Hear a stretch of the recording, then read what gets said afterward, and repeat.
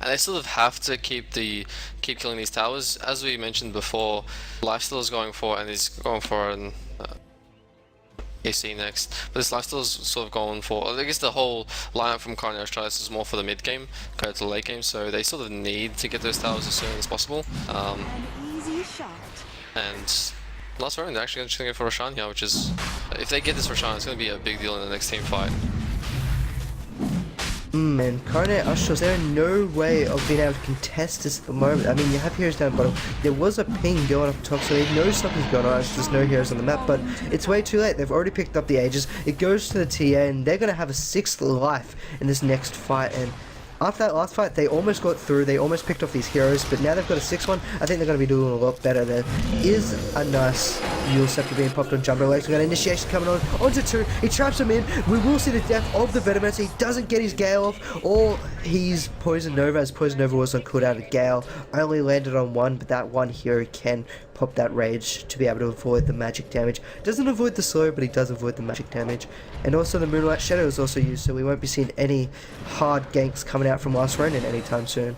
And the arrow once again lands on Kaizak. He's just a magnet to these arrows at the moment.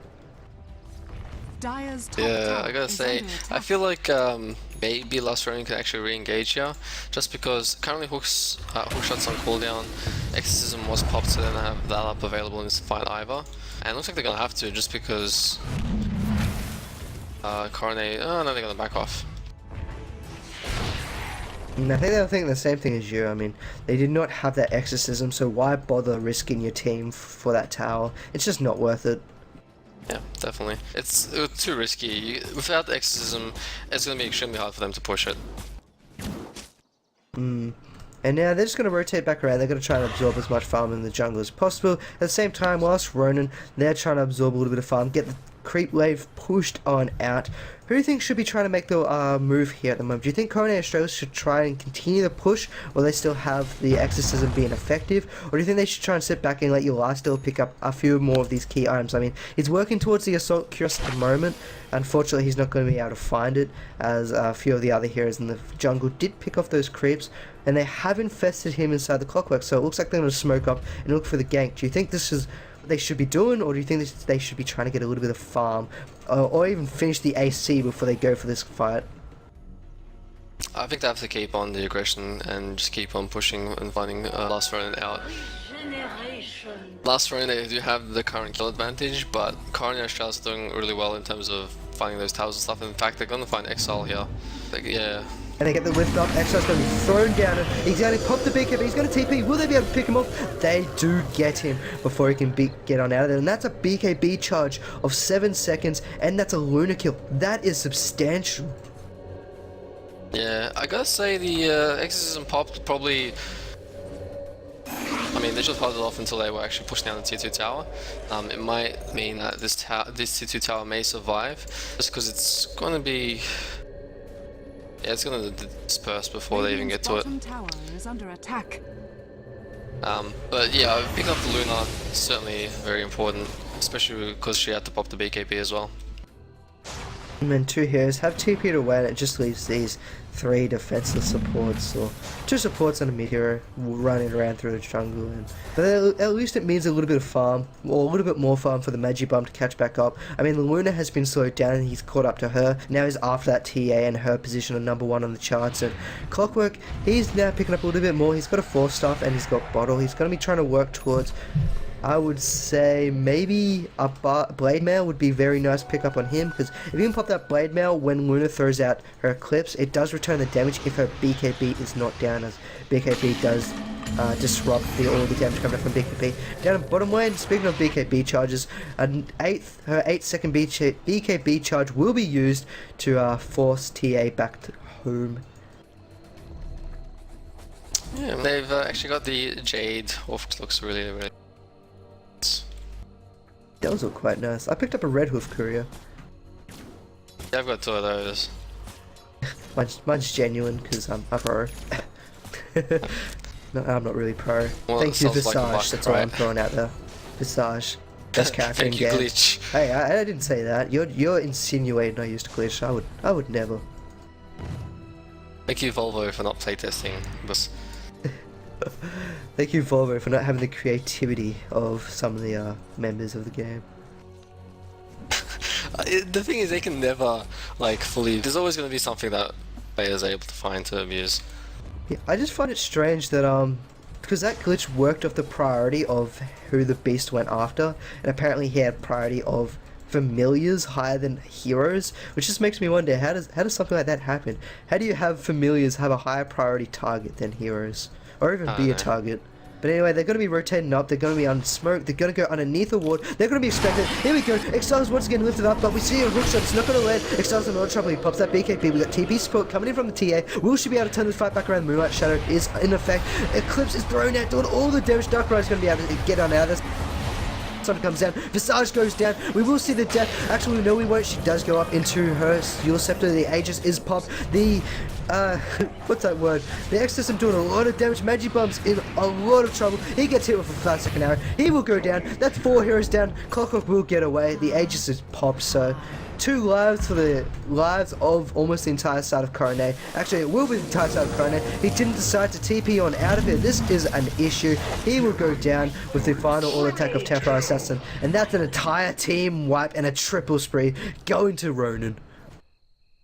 Yeah, that's I gotta say that was big thanks to that Aegis, because CLM died pretty quickly. Was able to find a pick off, but then immediately died right after it. And that as soon as the Aegis, as soon as CLM respawned with the Aegis, was able to just dish out tons of damage and really cause the team fight to go into last Ronin's favor. Tower has fallen. Nice transition to pick up that tier 2 as well in bottom lane. And now they're just further ahead. Coronae, they were catching up. They had a fantastic idea of going for that pickoff, but unfortunately, the hookshot missed because the hookshot went one way, hit an ally. They tried to go initiate onto the Luna. It was a little bit of a miscoordination in that jungle, and that cost them that fight. That little bit of miscommunication and not targeting the right heroes at the right time meant Luna survived. She dished out a lot of damage and allowed last Ronin to TP all in and come for the fight. If they could get that early pickoff on that Luna, last Ronin wouldn't have fought that, and Coronae Australis wouldn't be in the position they are currently in. So a little bit unfortunate that the communication side of Coronae Australis dropped for that split moment, and that cost them, well, that last fight, and cost them their eventual lead. They were trying to gather back up, or they were coming back towards even, I should say. Totally agree. I gotta say, just looking at some of these items, we do see that last Ronin are getting bigger and bigger. He's already picked up the Manta, has the BKB as well, so that pushing power, and even just in those team fights, gonna be quite powerful. Seeing us smoking coming out from Coronae, looks like they want some more kills.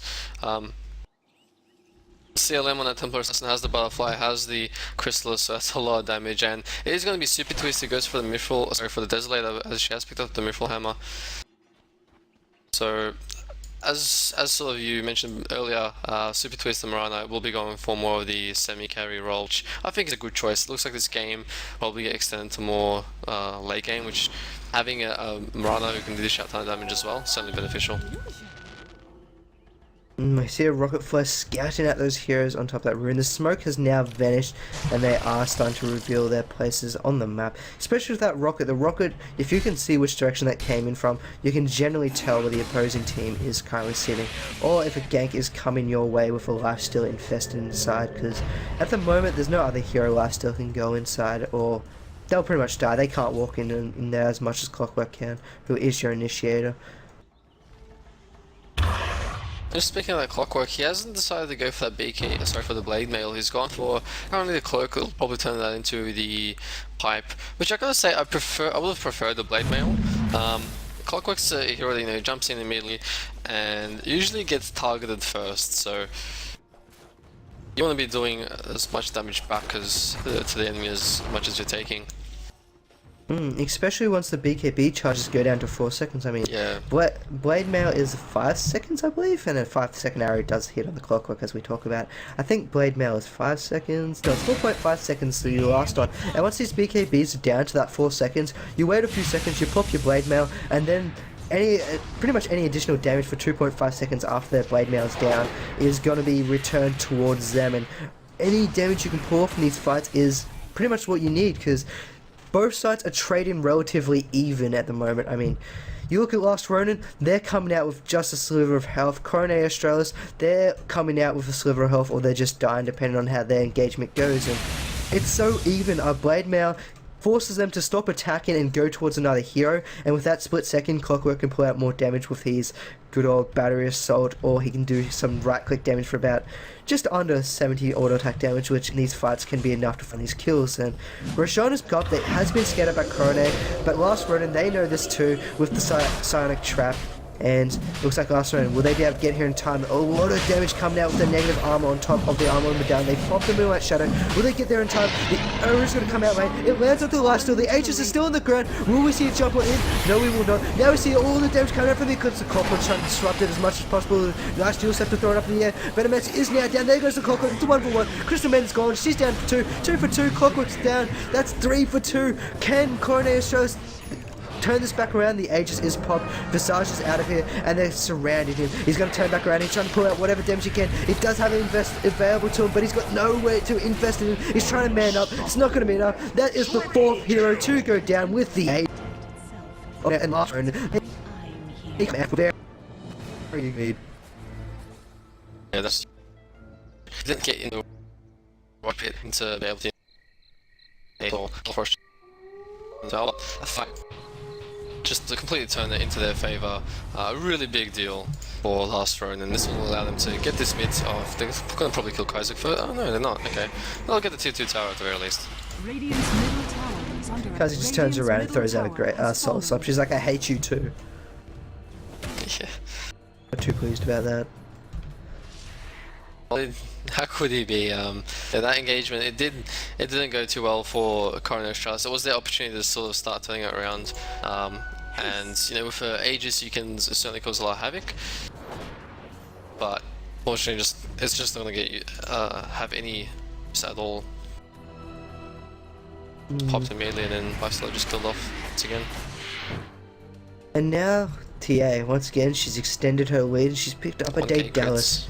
Yeah, that's going to hurt. And I mean, if you have a side blade hit a target in the back, that avoids armor as well. So that's going to pop that up a lot. And here we go, which is... No, okay, she's not going to clean up that wave. She was hoping to, dear God, that Kaiser would walk up there, but Kaiser decided to back off. He's doing the right thing. He's not playing too aggressively or out of the line. He now has a few support, and they do see LCM. Do they have any kind of lockdown for him though? They do have a Eul's. They're going to get up close. Do they have Revelation for him? Is another question. They have a Silence. Is that enough? He pops the BKB. He turns back around. He will pick off Jumbo Lags like he's nothing, and he's just going to walk on out of here with his BKB charge. And the Moonlight Shadow is popped, so it looks like they might be trying to engage this themselves. Soupy Twist is here. Will he be able to let another arrow onto this poor Kaiser? He will walk past. It's been revealed. The rage has been popped. He's going to walk up. He's going to go towards the TA. Hookshot comes on in. These supports are in a lot of trouble. There goes Morone. At the same time, though, Magic Bump's taking a lot of damage from his TA. Both supports are going down. Kaiser, he's going to fall himself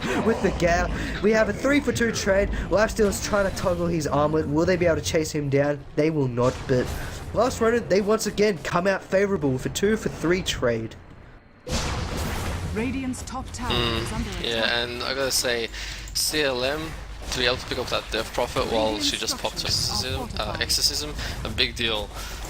Won't have it up in the next team fight. It's gonna be down for another minute, so it's gonna be hard for them to defend this. It looks going to be a Raxia for Last Ronin. Radiant's top barracks are under And the GGs are actually called. And Last Ronin, they will be moving on to the losers bracket grand finals. Am I back to say? Yep.